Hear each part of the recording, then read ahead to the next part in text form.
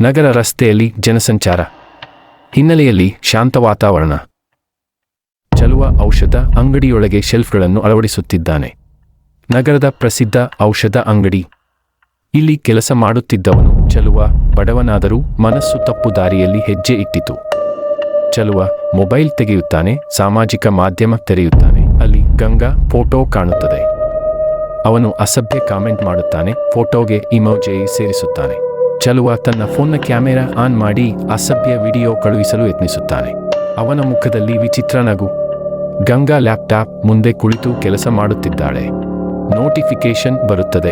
ಅವಳು ಓದುತ್ತಾಳೆ. ಅವಳ ಕಣ್ಣುಗಳಲ್ಲಿ ಆಘಾತ. ಸಫಕ್ಸ್. Phone beep. ಧ್ವನಿ ನಿಧಾನವಾಗಿ ದೊಡ್ಡದಾಗುತ್ತದೆ.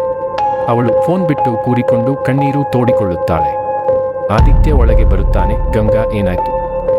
ನಿನ್ನ ಮುಖ ಏಕೆ ಬದಲಾಗಿದೆ? ಗಂಗಾ ಫೋನ್ ತೋರಿಸುತ್ತಾಳೆ. ನೋಡು ಇದನ್ನು. ಹೇಗೆ ಯಾರಾದರೂ ಇಷ್ಟು ಅಸಭ್ಯರಾಗಬಲ್ಲರು? ಅವನ ಕಣ್ಣುಗಳಲ್ಲಿ ಕೋಪ. ನಿನ್ನಂತಹ ಸ್ತ್ರೀಯ ಗೌರವಕ್ಕೆ ಕೈ ಹಾಕ್ತಾನ?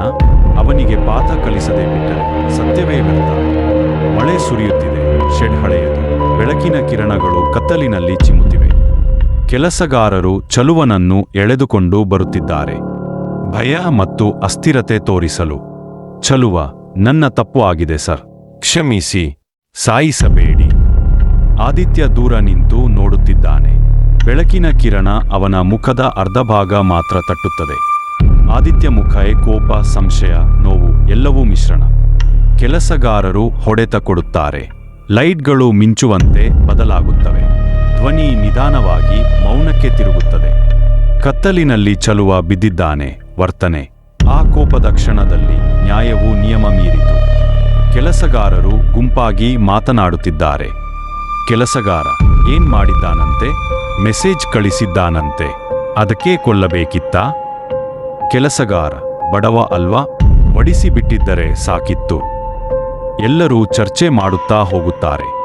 ವರ್ತಕ ತಪ್ಪು ಮಾಡಿದವನ ತಪ್ಪು ಮರೆತು ಸತ್ಯ ಹುಡುಕಿದರೆ ಏನು ಫಲ? ಗಂಗಾ ಕಿಟಕಿಯ ಬಳಿ ನಿಂತು ಹೊರಗೆ ನೋಡುತ್ತಿದ್ದಾಳೆ. ಮಳೆ ಸುರಿಯುತ್ತಿದೆ. ಕಣ್ಣೀರು ಗಲ್ಲದ ಮೇಲೆ ಬೀಳುತ್ತದೆ. ಗಂಗಾ, ಈ ಜಗತ್ತು ಯಾವಾಗಲೂ ಸತ್ಯದ ಬೆಂಬಲದಲ್ಲಿರೋದಿಲ್ಲ. ತಪ್ಪು ಮಾಡಿದವನಿಗೆ ಹೂಮಾಲೆ, ಸತ್ಯಕ್ಕಾಗಿ ಹೋರಾಡಿದವನಿಗೆ ಕಲ್ಲಿನ ಹೂಮಾಲೆ. ಗಂಗಾ ಕಿಟಕಿಯ ಬೆಳಕಿನಲ್ಲಿ ಕೇವಲ ನೆರಳಾಗಿ ಕಾಣುತ್ತಾಳೆ.